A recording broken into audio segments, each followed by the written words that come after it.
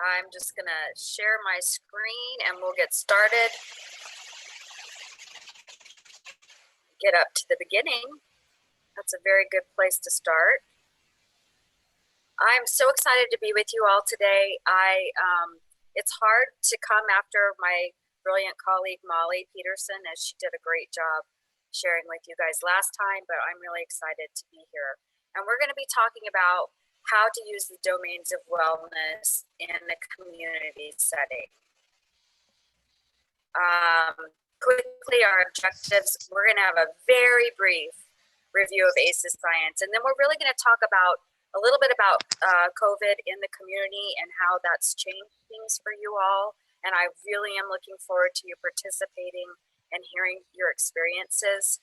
And then I'm going to talk to you about our Domains of Wellness toolkit, and we'll also be sharing that with you to use however you see fit in your community settings, in work, in your personal life even. We have it in English and Spanish. It's really lovely and well done, and so we will share that with you after today's session. And then we'll talk about ways that you can use the Domains of Wellness toolkit and some ideas of how you can use those particular strategies in the community. And then we'll also want to talk a little bit, if we have time. If not, we'll put it in the chat and ask you to really help us understand what you would like to see in any sessions. Very quickly, I just want to make a plug about the Center for Youth Wellness. We affectionately call it CYW because I'm so proud to be working in this organization.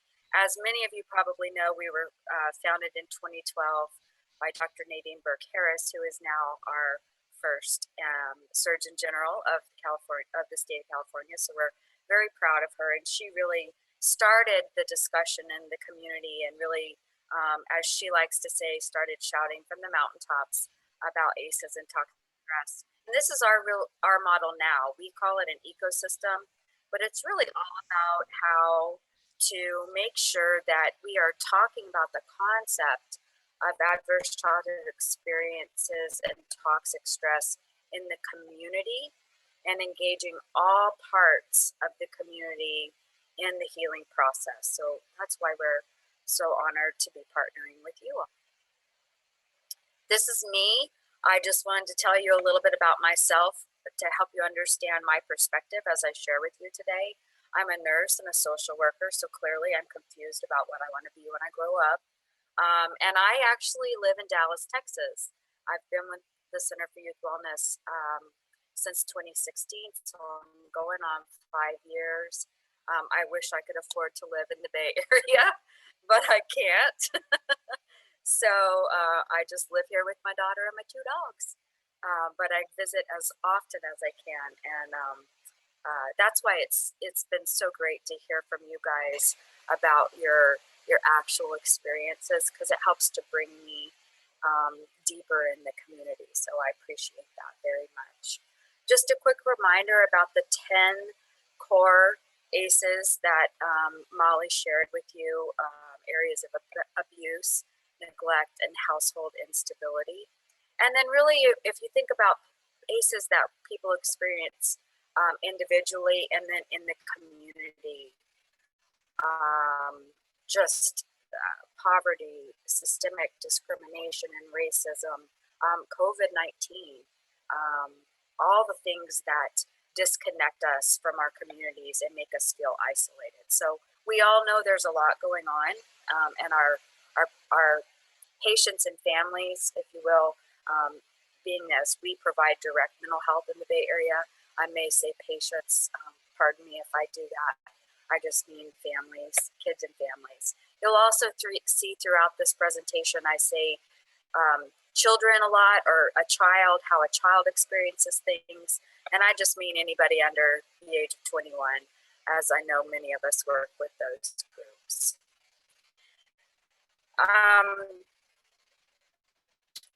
Recently got some updated statistics about the leading causes of death in the United States. And we know now that ACEs are linked directly to 7 out of the 10. And when you see these odds ratios here, 30 times more likely to attempt suicide if you've had 4 or more ACEs is very disturbing and heartbreaking for me. And I know that you all see a lot of that. And when you look at overall life expectancy, there can be a 20-year age difference in people that have had 4 or more ACEs. So we know these are very significant things. And I really am here today to talk about the flip side of this. We know that chronic stress causes dysregulation of our hormones and some of um, our reproductive systems, neurologic systems, and inflammatory systems. And we also know that even with all of that negativity and toxic stress, we can also have and build positive supports, or the domains of wellness, if you will. So I ran through that stuff really quickly because I want to talk about the positive side of this and what we all can do to help patients and families. So the Center for Youth Wellness has done extensive research and compiled 7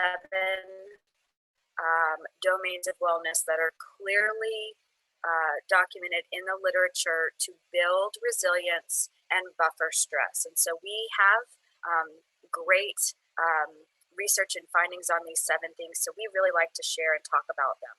They are supportive relationships, sleeping well, getting a reasonable amount of sleep, supporting your mental health or being aware of your mental health, healthy eating, using movement or exercise. We try to use a term that doesn't sound so daunting right now during COVID, as people are struggling with the concept of not being able to go to a gym or exercise in traditional ways.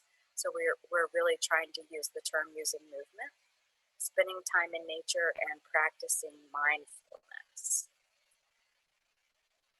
I am sharing a quote today that was, I think, shared with me this morning, if not last night, by my other brilliant colleague, Lydia Vincent White, who I believe is on this call today. She shared this quote with all of us CYW, and it so resonated with me, and I wanted to share it with you all. And I'd like to take just a moment after I share this quote and hear what your thoughts are, or how does this resonate with you? This concept that our brains are wired for connection. And I do talk about this a lot, that the universal driver that we all have is a longing to connect with other people. And so if our brains are wired for connection, but adversity and trauma creates a rewiring that we are always operating out of protection and fear, how does that impact us, and how does that impact the people we work with? So if you're willing, I'd love to hear you share how you feel about this or what this brings up for you, either in the chat or just unmute yourself, and please feel free to share.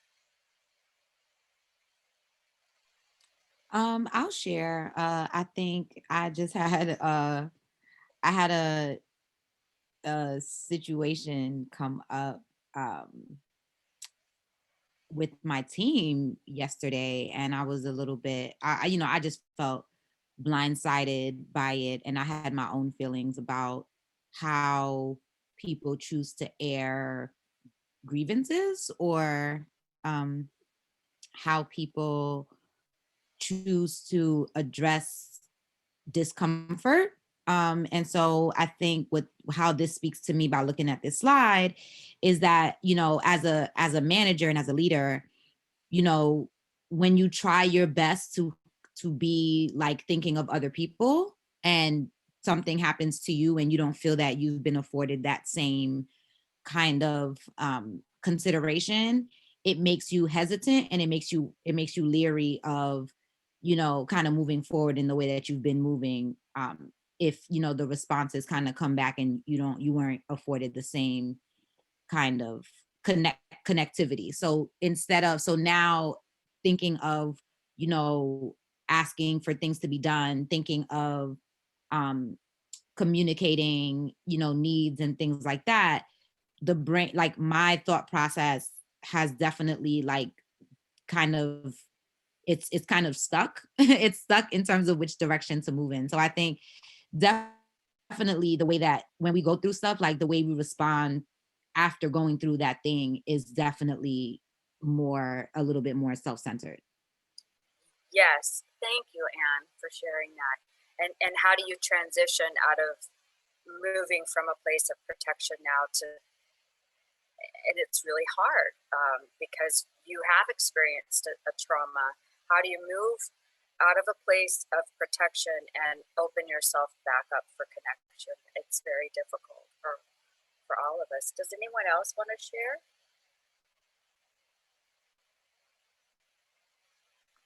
I'll go. To me, this made me just think of, under this last year, how much connection itself has changed, of what connection looks like. That the efforts the more efforts that are required for staying connected with people, when you can't see them in person, and how both that has, I think it has brought about people's need for more connection, and it has also exacerbated trauma. And so I think a lot of people are feeling, more protective, more stressed out, and and just looking at our society as a whole. I think we need to approach our recovery from this lens, that that we really all need each other. And so it brought up a lot of thoughts about the times, over this last year.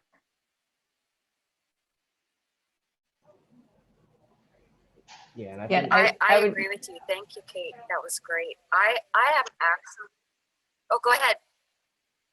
so I was just going to say, I'm also just thinking about it in terms of our kids and how long they've been inside, and sort of the growing, I think, anxiety about going back out into the world more. And it seems like that's feeling scarier to a lot of them. And there's sort of a tendency to just kind of withdraw. So how are we going to address that is one of the things we're starting to talk about at the school. Yeah, Lydia just shared in the chat another brilliant quote that she shared with all of us today. That one is the second quote Lydia shared just hurts my heart a little bit, but I resonate.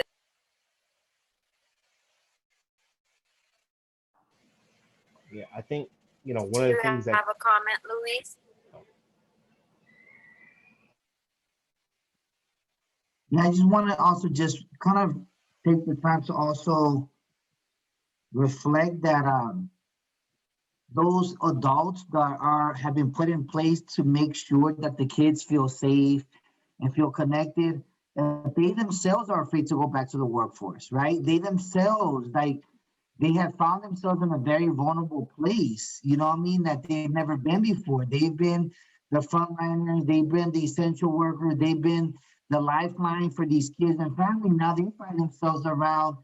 I've gone through several interviews with several city staff, and they ask me, well, what am I? Am I essential or am I frontline? Because essential means that you're important. Frontline means you're dispensable.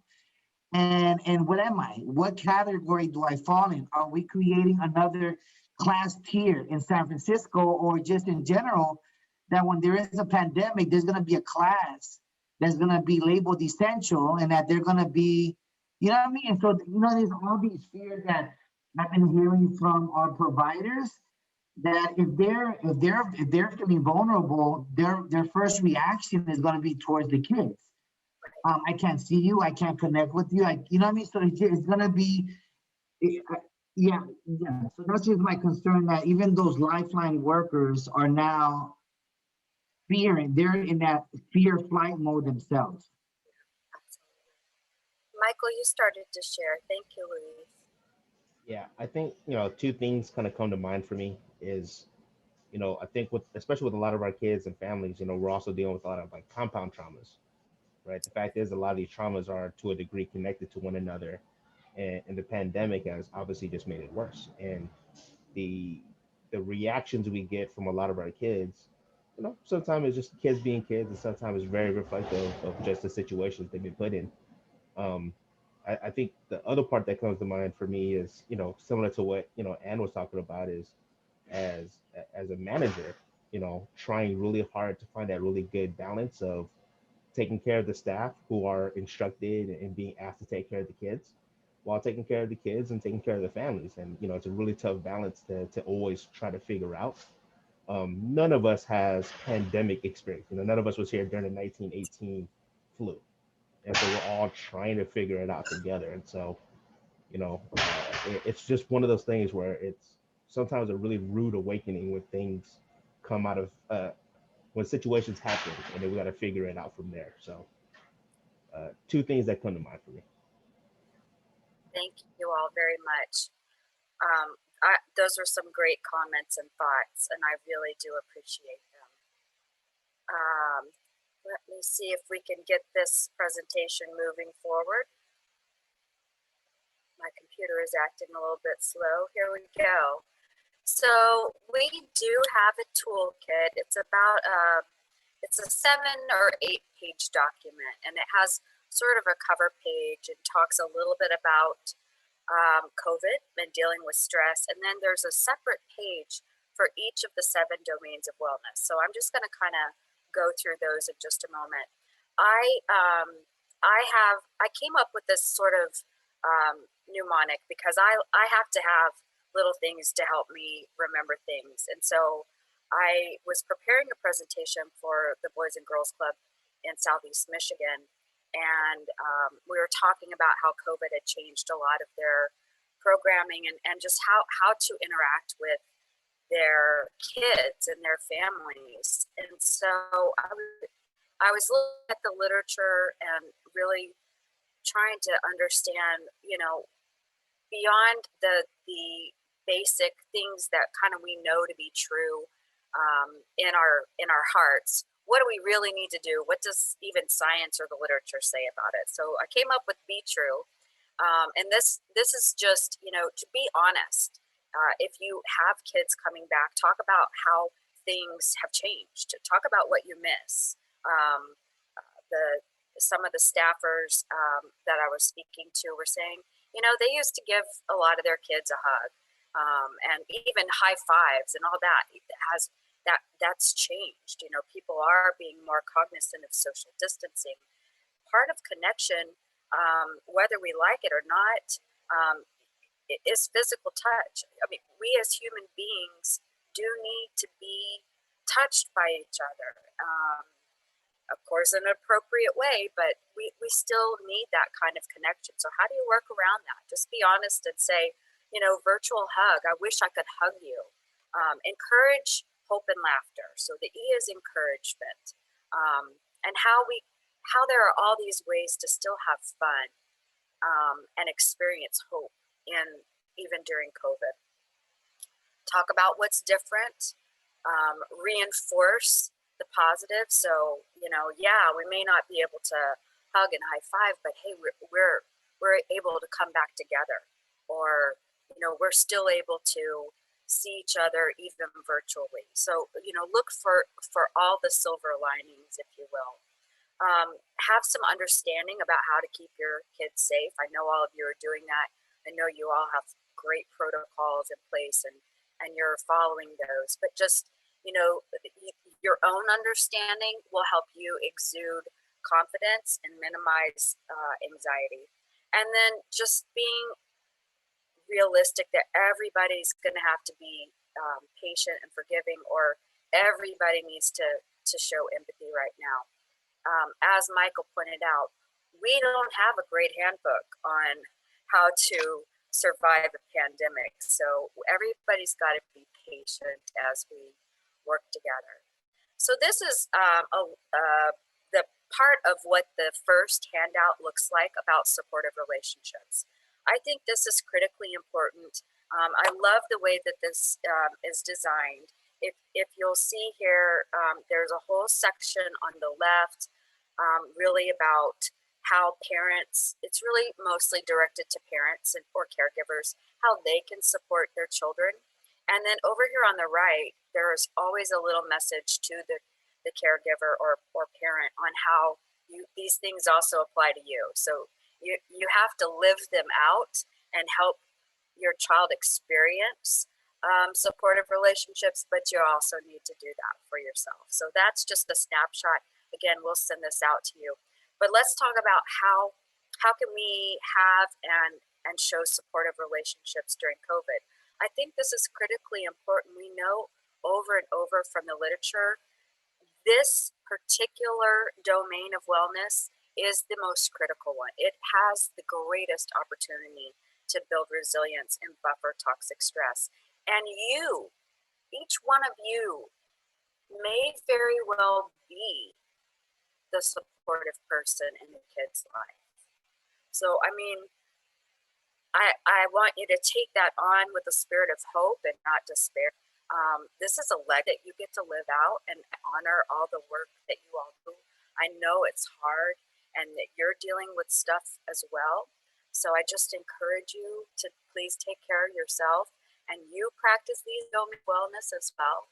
We're going to have a whole talk about self-care and compassion fatigue a little bit later on in this series, and we hope to help if you're having any of those feelings. But remember, you may be that supportive person. So make sure you're asking lots of questions.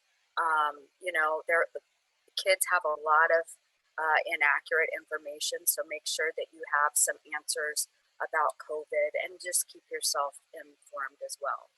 Other ways, not necessarily related to COVID, to be that supportive person is, to let kids lead the discussion, let them ask a lot of questions, but also, provide space and openness for expression. So use open-ended questions. Show your interest in children or your clients, your families that you serve, and because showing interest really builds connection. Be sure to validate concerns, again, practicing empathy. A lot of times just like my dad used to tell me in church, my father was a minister, and so my family participated in a lot of funerals, and as a kid I was an only child, so I was always up at the church. I would say to my dad, what do I say to people at the funeral? And he just says, say I'm sorry for your loss. This must be really difficult. And then he told me after that, just hush, don't say anything else. People will either receive that or they'll talk, and they really, many times people in pain who are hurting just want an opportunity to express. So validate those feelings and then listen. A lot of times you don't have to say anything profound. Just say, I'm sorry, that's got to be tough. Tell me how you're dealing with that. That's a great way to hear about some coping skills, and then you can reinforce positive ones and maybe encourage them to move away from ineffective coping. And be aware about what you're projecting. In nursing school, one of the most important things I learned is that anxiety is contagious. So, if you're the first nurse in a room and things are going really bad for the patient, you have to stay calm, because the more anxious you look, the more upset and anxious the patient gets. So just be aware that anxiety is contagious. So I want to go through mental health and then I'll stop for an opportunity for us to share a little bit, just thinking about these two concepts. So also being aware of your own mental health and if you're a parent and your child's mental health right now, that's critically important. And again, you can see, and I'll let you look at these handouts on your own, because I want to talk about, what is our role in this as we are modeling appropriate mental health and mental health awareness. So I know for myself, I'm sure you won't believe this today because I'm talking 90 miles an hour and I'm giving this presentation, but I am actually an introvert. I don't like giving presentations, but it's a big part of my job, so I've learned how to do it. All right, I do like it a little bit, but at the end of this, I am completely drained. I have friends who are extroverts, and at the end of something like this, they are amped up. They're ready to talk to other people, get other people's stories. They want to go out for a walk. They have enough energy to go to the gym. I'm drained. And so I have to pay attention to my own mental health and my anxiety, particularly during this COVID time, and watch for signs of anxiety in myself. And do a lot of self-care. In children, we know that that the precursor to depression often manifests as anxiety. And you may ask, well, why is that? Because when we feel depressed, we often feel hopeless. There's nothing I can do about this situation, or this situation, it creates such doom and gloom in my mind. I'm helpless and this is a hopeless situation. So as children are eking into depression, they start talking about their worries more, and they show signs of anxiety. So, be aware of that. If you see that happening, give the kids control, anything that they can take control of, even in your environment, helping, wipe tables down for cleanliness, or hey, we have these two activities. Would you like to do this one or this one? Anything that provides some sense of control will help help the kids to feel safe. It does create a feeling of safety, particularly in that environment. To expect. We know another very challenging emotion that damages kids' mental health is disappointment. That is an advanced skill emotionally to deal with disappointment and how to not take that on.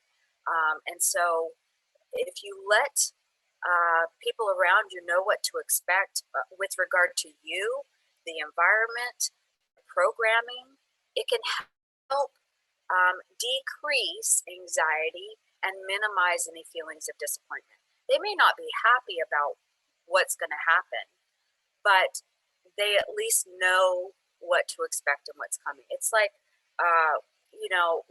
in times in my life when I've had the opportunity to travel with my daughter at maybe a holiday, she's not super patient, she is 15, but even when she was a younger child, if I knew we were going to the airport or we were taking a train, I would just tell her the lines are going to be really long, and we're going to have this opportunity to watch people at their best and at their worst, and which one do we want to be? And I'd be like, at our best, right? So just letting her, I set the expectation. We were going to be waiting. It was going to be boring. And then, we were able to kind of joke about that in the moment as we were experiencing it. And again, really practicing empathy. So I'm going to stop my share right there so everyone can see each other, and just ask you all again, what comes up when I talk about being that supportive person and then supporting mental health in the kids that you serve and in your community? Does anyone want to share?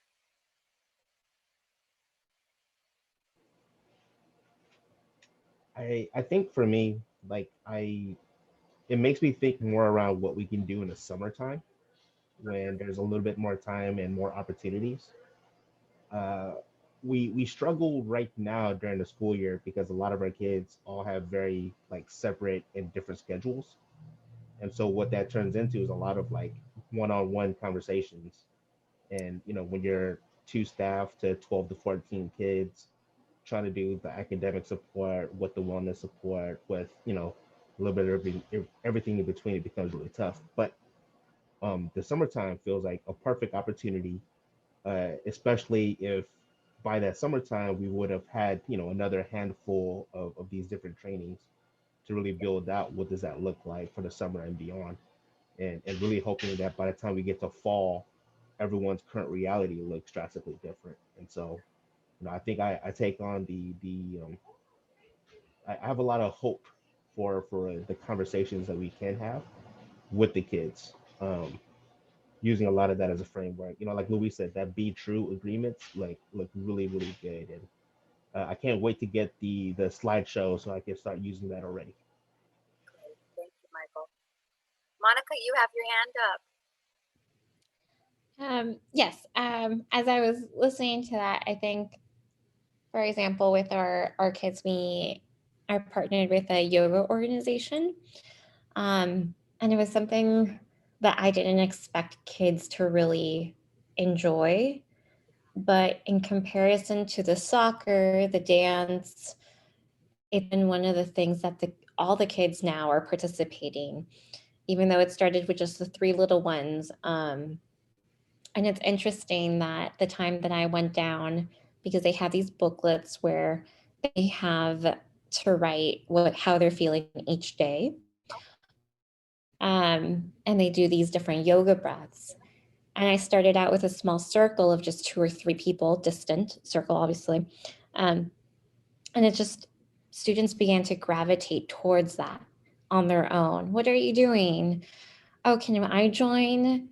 And they were online with friends, but they kept coming. So it's just, it made me think of that moment and why it's just something so simple turns into such a large community space, and creating that safe space of we're all in this together.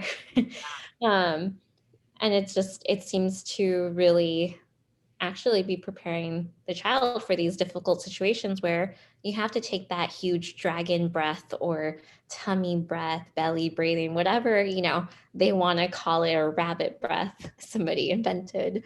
So I think it made me think about that moment. That is so great. I love that. That is, we actually know that we have other domains of wellness that really connects with. Certainly, using movement or exercise and mindfulness. So that's a brilliant way to combine them. Let me see if my slides will advance. Here we go. I love this picture of this little girl. I think Monica is right. Kids are actually really good at mindfulness. And you actually brought up one of the things that is a key concept or component of mindfulness, and that's gratitude. So having kids write something about they're thankful for, or having them tell you, either at the beginning of your sessions or at the end, whatever you feel like is better, helps them to connect with their environment, and also helps to reinforce there are positive things in my life. And I know that there are days in my life where I struggle to come up with something I'm grateful for, which is an atrocity because I have a home and I have a car. I have those two things today. I have transportation and shelter, and I know there are lots of people that don't always have those things consistently. So just every day reminding myself all the ways that I'm blessed, and that does help to connect you with the universe. That's really what mindfulness is about.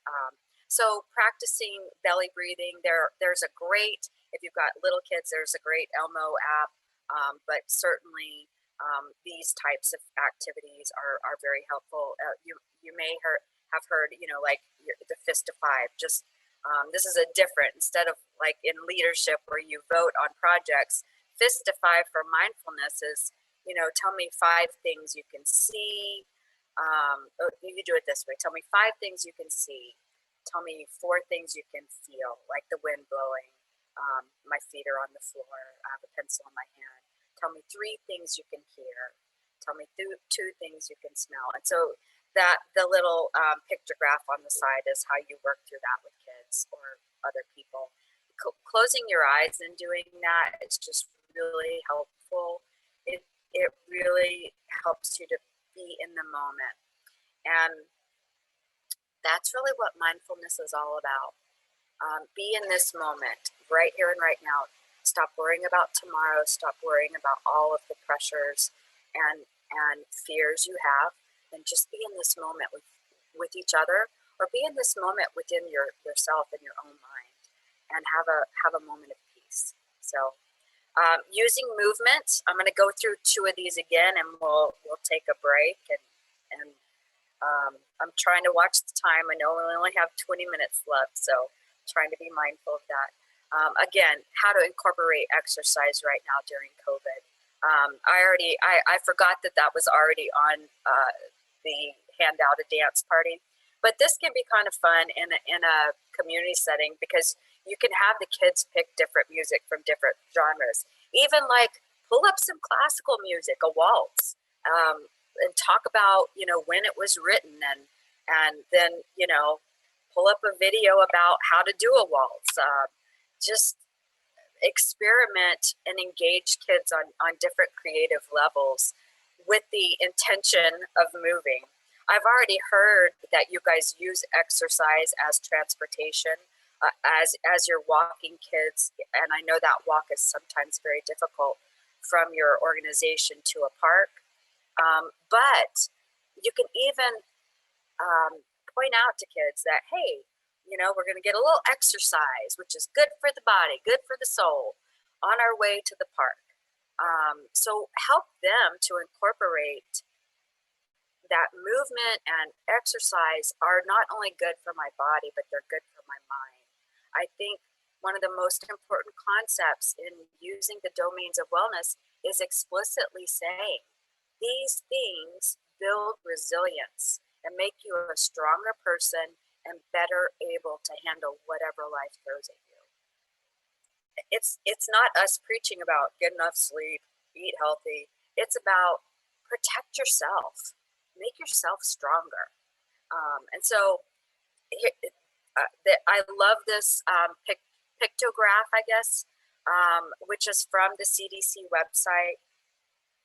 And I've put the website in the slide here. This website and this link has a whole set of programming for each of these little signs that are on to the right, and lots of great ideas. So I just wanted to share that with you. And I love that they even talk about, and I know that many of you experienced this, that having a safe space for exercise is challenging. And so we need to even think about how do we make safe spaces that are equitable and inclusive. And so there are some great ideas in this at the website for that as well. So I'm gonna go on to nutrition, and then I'm gonna stop my share, and we'll talk a little bit about some what your thoughts are and your ideas. Lydia, if you're still on, I'm going to ask that you share some information about the cooking program that you have shared with us before. I know it may not be occurring right now, but things like this, I think, are so wonderful, and they do come up in the community. You want me to do that now? Yes, Carissa? ma'am, if you would. I'm sorry to put you on the spot. No, it's okay. Hello, everyone. So we are in Bayview Hunters Point, and a lot of what happened when COVID first started is the food insecurity became a prevalent thing in the community. It's all over the country, but a lot of the organizations pivoted to offering food to their families that they were supporting, and a lot of the distribution networks that were already in place prior to COVID ramped up. So in Bayview, there's food bags and food boxes that are being delivered weekly. And so the idea was to have a health cafe and to have local chefs open up those food baskets. We still haven't figured out if we're going to have it on a YouTube channel or what. And we were partnering with the Southeast when they did their annual health fair. They're having to pivot and do things virtually as well. So we're still planning this and we're still walking through it. But at some point, God say the same, in 2021, there'll be a virtual cooking class using local chefs, and those chefs will open up the produce bags and boxes with the families, and there will be an Asian orientation, a Latinx orientation, and an orientation for Black and for Black folks. So I'll send it back to Carissa. Thank you so much. Isn't it? Lydia is just a wealth of knowledge and resources, and I just love this initiative that she's helping to lead and spread. I think it's so cool that the chefs are going to use the stuff that is actually in the bag, and so getting ideas about how to do that as far as cooking healthy and that type of thing, it's wonderful. So also, you know, if there is a community garden around, you know, have an opportunity for the kids to volunteer if that's safe, so you can reap some of the benefits. Do talk about a farmer's market. Take a field trip if you can. That may not be a safe option, but even do a virtual farmer's market and talk about. Watch some videos about it and look at different vegetables and fruits. I always learn something if I watch a cooking show and the chef goes to the market. There are always ingredients that I've never heard of, and then my curiosity kicks in. I have listed a website here that is currently doing virtual cooking shows, and it's Cooking Matters, and they have them geared towards all kinds of age groups. So while Lydia's really helping to facilitate some great ethnic group breakouts for the cooking program, the Cooking Matters resource breaks it down by ages. So that's another unique opportunity. So I'm going to stop my share. Let me get on to the next slide, and then I will stop my share. Okay. Do folks have responses or thoughts that have come up with regard to nutrition and exercise? Anything you'd like to share?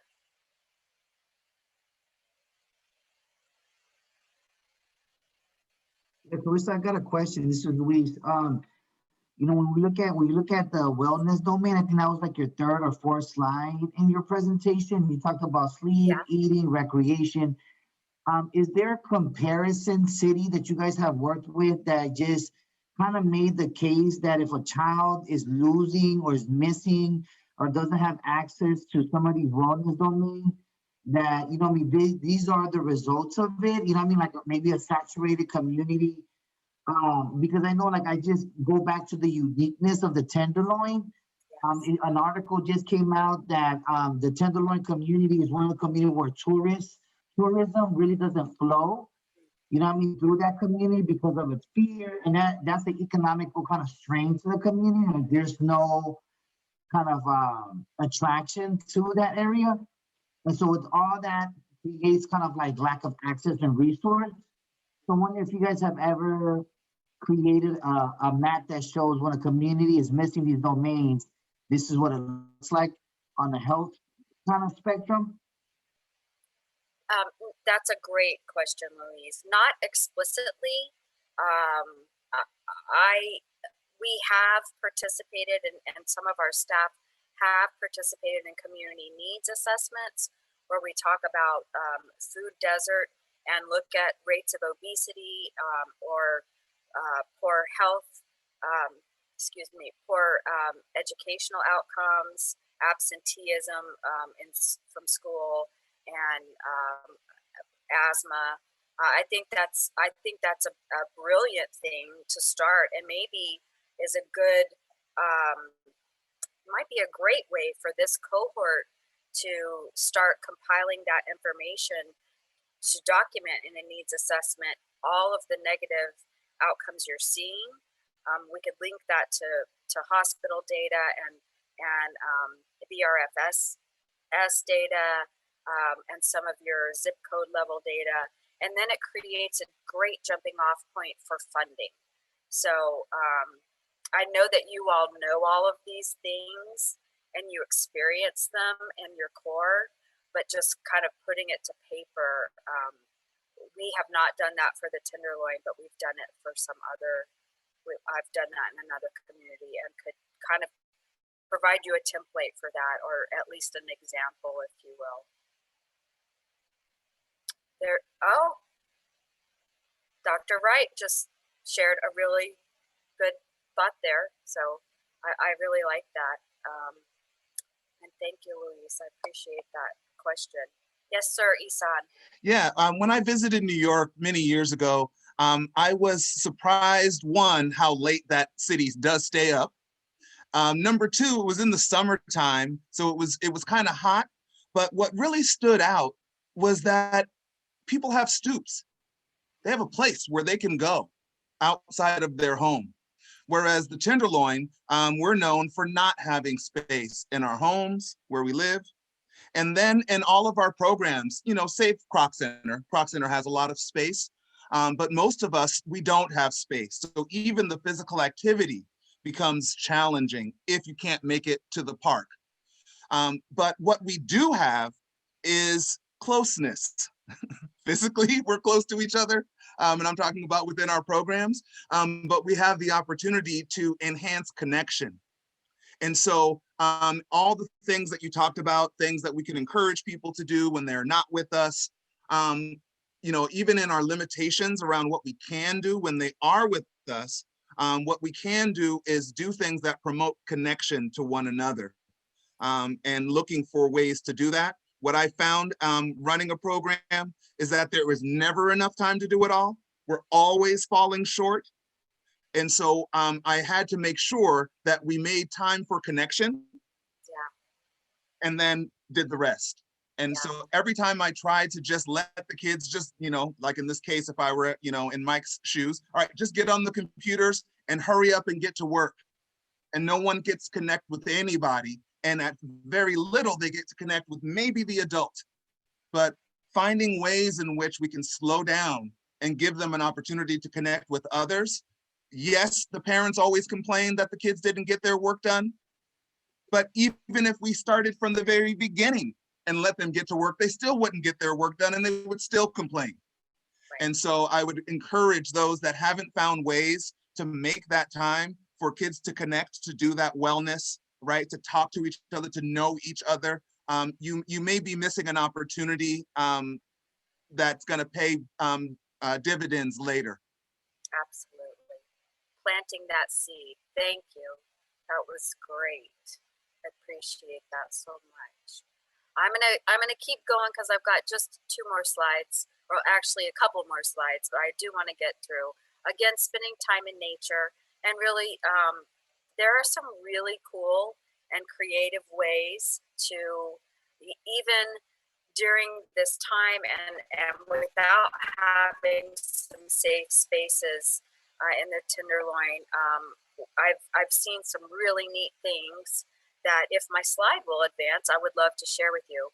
While my computer is thinking about that, I'm going to just go through what I know some of those slides to be. And that's really to think about how to use and incorporate nature even in art or activities.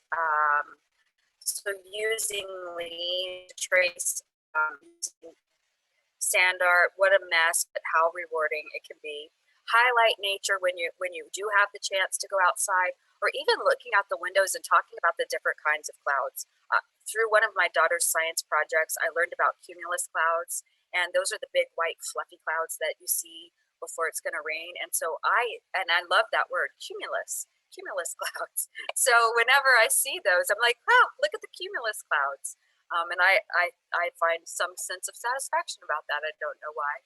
But one of the really cool things that has come out of COVID is most of the national parks have virtual tours that you can participate in online. This is actually a picture of Crater Lake. You can go to the website I have listed there, and so you can take tours of lots of national parks and national monuments virtually.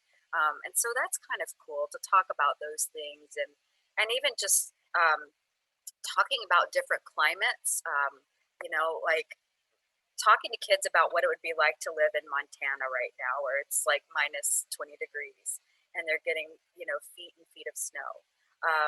How different would that be? What would your life look like? Would you like it? Would you rather live on the beach? And, pull up some information about the beach, like on, say it's, in Mexico or Belize. It rains this many days a year. It's over 70 degrees this many days a year. And what would that be like? So just really, again, helping the kids to be creative as they're thinking about nature, and again, reminding them that nature is an important thing that helps to build you up and make you more resilient. And this is really the last slide I'm going to share. I'm going to go through it quickly. I think this is the hardest one to talk about or help with in a community setting.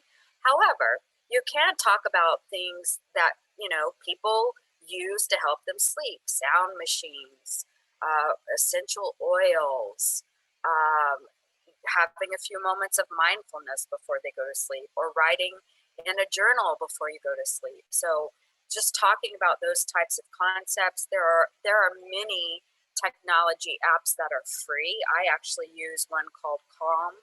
Of course, you can pay for part of it, but I don't use any of the paid for parts.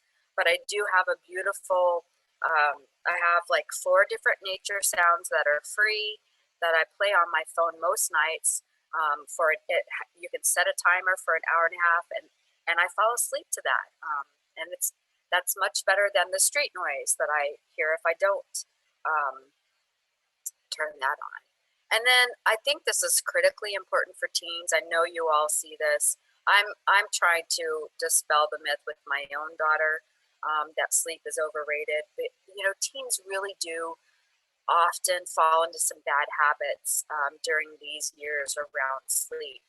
So sharing some information about sleep and brain health and that type of thing, which there are some resources on the bottom of this sheet that help you to talk about that as well. So when we share this out with you, you'll have some more places you can go to talk about that. I'm sure Dr. Wright, there are probably great handouts from the American Academy of Pediatrics on why sleep is so important. But just talking about, hey, sleep is great.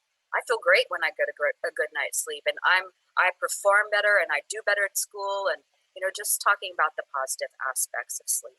So I'm gonna stop sharing. I know we don't have very much time left, but any final thoughts that you all would like to share? It's been such an honor to hear your thoughts and your realities. So Molly and I and Lydia, thank you all very much for that. Anyone want to? Thank you for the feedback, Luis. Anything anybody else wants to share, or closing out thoughts? You're giving us a lot of good things to be working on and trying to figure out, because all of the things that are going to be helpful are the things we don't have. And so as we start making plans about what are we going to do about it, right? What comes first, right? I can't make people shut up in the streets. Kids can't sleep, right? I can't get people off the streets. Kids can't go out, right? I can't make their house bigger, right? All these things that you're saying we need, as we finish this up, figuring out, okay, what are we as a community saying that we think we can attack and have some impact on, because they're all really important, but we may not be able to do them all. And what can we do in small ways in our own organizations, but more importantly, what can we do collectively to attack one of these vexing issues to address trauma? Yeah, that's a great point, Isan. And you know, thinking about where you could get a lot of bang for your buck. So if you're able to get a small space for a community garden, you've got nature, you've got exercise and working it, and you have nutrition. So, you know, where can you get a little bit of an investment from the community or through funding, and again, get the biggest bang for your buck? If you can, I think it was Monica, it may have been somebody else, shared, you know, the yoga concept. So you get exercise and you get mindfulness. So again, yes, love the ideas and the things that you've shared today. I think this is a great place to, you know, be brainstorming and coming up with what you can do. I know you're all very familiar with the limitations, but thinking big and thinking about what you can do. The most rewarding thing to me is, again, we know that the biggest resilience builder is that supportive person. And I know that all of you are working tirelessly to be the supportive person in everyone that you're serving their lives. So keep that up. And again, we will talk more about how to make sure that you can keep doing that and be a legacy in your community in the next session. So I know we're running out of time. Thank you all so much for today. I will send Michael the toolkit so you can just send that out to everyone. And Survey. we appreciate you all. You have to do your survey as well. Yes, please do the survey. We appreciate that very much. We know it's really geared toward providers. That's how the money came to us, but please fill it out as best you can, and any feedback is most helpful. So again, thank you all so much. Have a great rest of your day. Thank you, Carissa. That was great. Thank you. Thanks all for coming. Thank you. See everybody next week. Thanks, Thanks, Mike. Mike.